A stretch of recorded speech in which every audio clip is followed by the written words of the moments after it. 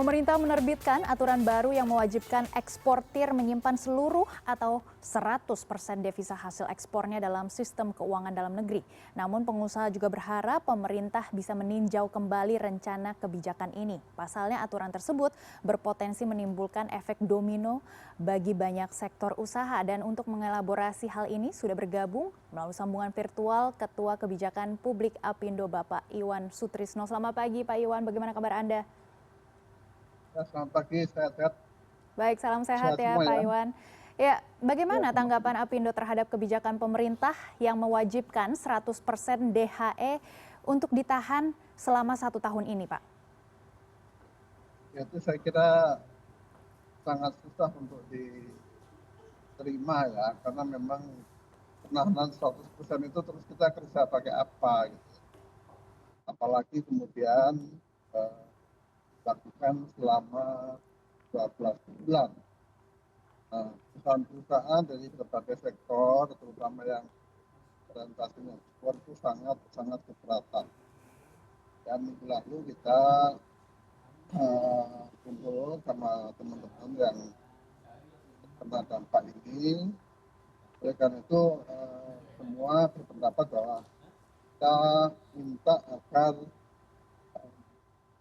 kebijakan ini tidak diberlakukan kita. Itu sebenarnya poin pentingnya. Karena satu sisi tentu tadi saya kemukakan cash flow-nya itu sangat terganggu dengan kebijakan itu. Kan uang yang kita terima kemudian nggak boleh dipakai. Kita produksi pakai apa? Gitu. Ini yang saya kira eh, dicermati ya, kita respon dengan bijak betul mengenai kebijakan. Baik Pak Iwan, kita sedikit sulit mendengar suara Anda, namun kami bisa mendengar bahwa tadi memang dari Apindo sendiri juga sulit begitu ya menerima kebijakan ini, dan Menteri Koordinator Bidang Perekonomian Airlangga Hartarto juga menyatakan bahwa kebijakan ini diharapkan dapat meningkatkan cadangan devisa dan juga berkontribusi sekitar 1% terhadap PDB. Menurut Anda, apakah kebijakan ini sejalan dengan tujuan pemerintah untuk menjaga stabilitas nilai tukar rupiah dan juga cadangan devisa? Saya kira itu tidak sejalan ya. Kalau kemudian ekspornya mandek karena cash flow kita yang tertahan. Di uang kan kita dapat uang dolar ya. Kemudian kalau perusahaan itu harus mengimpor bahan baku, maka kita memerlukan uang dalam bentuk dolar tadi kan untuk mengimpor. Karena uangnya tidak ada.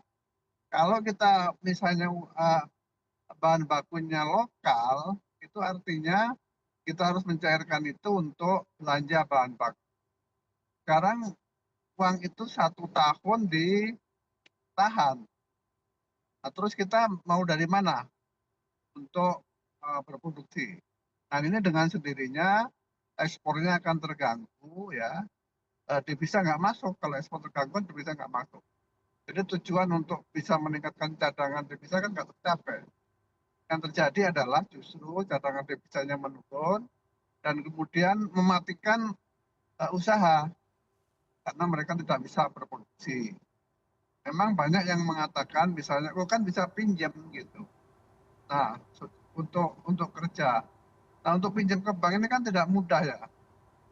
Yang pertama, tidak semua perusahaan, tidak semua sektor itu dengan mudah mendapatkan pinjaman. Yang kedua, kalaupun dapat, itu kan bunganya lebih tinggi. Ya. Bunga yang harus dibayar kepada bank itu lebih tinggi dibandingkan deposito yang kita peroleh karena penahanan devisa hasil ekspor tadi. Sehingga yang terjadi adalah kerugian di sana. Nah, ini tentu dampaknya luas, tadi dikatakan domino. Nah, itu tentu demikian. Karena apa? Karena kalau ekspornya terganggu, kalau kemudian itu adalah bahan baku yang lokal, maka permintaan terhadap bahan baku lokal itu kan menurun. Implikasinya bisa PHK juga. Karena kalau produksinya turun tentu kita menggunakan orang tenaga kerja. Itu yang jelas akan menimbulkan multiplier effect yang panjang. Yang lain, ya saya kira kita harus cermat bahwa untuk meningkatkan atau mempertahankan nilai tukar yang stabil, itu kan tidak bisa dibebankan hanya kepada satu pelaku industri, ya. Kenapa? Sebenarnya dolar ini kan global, ya. Persoalan yang terjadi adalah global, bukan Indonesia gitu.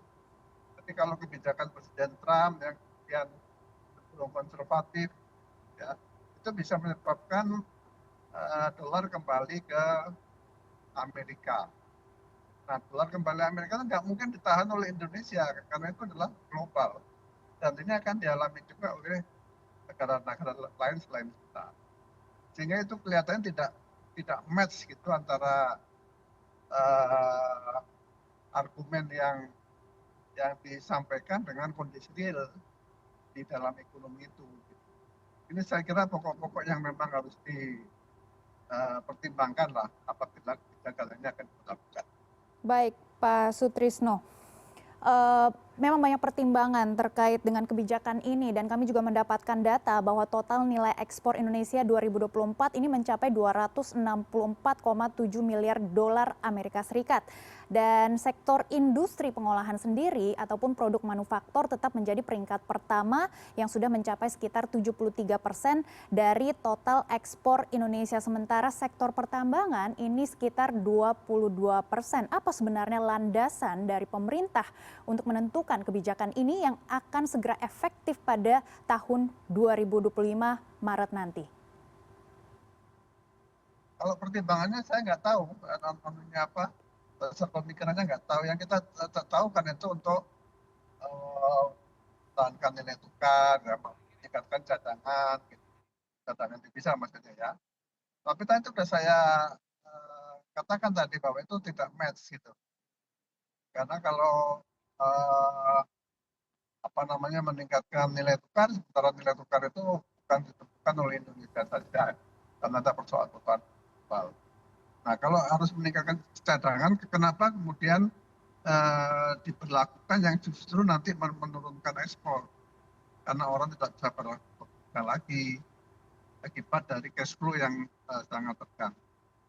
Sektor-sektor manufacturing, kita tahu kan tahun lalu kan juga setengah mati ya.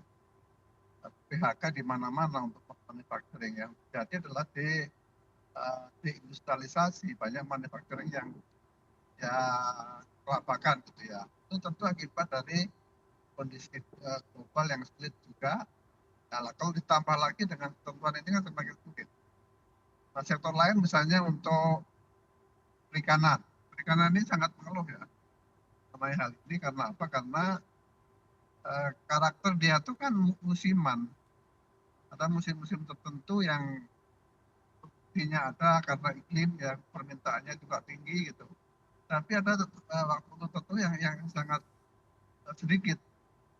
Sehingga penahanan ini tentu akan menyebabkan mereka kehilangan fleksibilitas di dalam melakukan kegiatan ya. Tambang juga demikian, mereka juga datang ya dengan hal ini gitu. Yang juga misalnya sektor-sektor seperti ekspor ya, sawit ya, itu juga mengalami hal yang sama. Nah, oleh karena itulah ini kan bukan persoalan satu atau dua. Suara ini ternyata suara dari banyak pelaku di berbagai sektor. Itu yang kita tangkap dari aspirasi yang berkembang di tahap ini. Baik, 3 sektor tulang punggung yang berkontribusi untuk nilai ekspor Indonesia ini masih banyak sekali tantangannya ya Pak Sutrisno. Dan apakah, ini terakhir ya Pak Sutrisno, apakah Apindo memiliki rekomendasi alternatif kepada pemerintah untuk mengoptimalkan DHE tanpa membebani pengusaha? Pak Sutrisno, silakan. Nah, sebenarnya pendapat kita yang pertama itu yang ditahan 30% untuk 3 bulan itu saja kita harapkan itu sudah dicabut karena itu kan juga tidak terlalu signifikan. Apalagi sekarang ditambah lagi sampai 1 tahun ya. Tadi disebutkan 100% lah, terus seperti apa ya? Jadi rekomendasi kita sih jelas, kebijakan yang akan dilakukan itu tolong untuk jangan diberlakukan. Bahkan yang sebelumnya yang penahanan 3 bulan itu juga kalau bisa dicabut, direvisi. Sehingga apa? Karena kan ekonomi kita ini kan tidak baik-baik saja ya. Kita kelihatannya happy, tapi sebenarnya di lapangan juga banyak masalah. Kalau kemudian pelaku usaha ini sulit, tentu ekonomi secara keseluruhan juga akan tertekan. Ini saya kira kita berharap nanti ada forum dialog gitu ya, antara pemerintah dan pelaku usaha agar bisa diperoleh suatu langkah yang lebih tepat. Terima kasih. Baik, kami akan terus memantau perkembangan kebijakan ini dan tentunya ada win-win solution untuk pengusaha dan juga pemerintah. Terima kasih Ketua Kebijakan Publik Apindo, Sutrisno Iwantono yang sudah bergabung bersama kami di CNN Indonesia Business.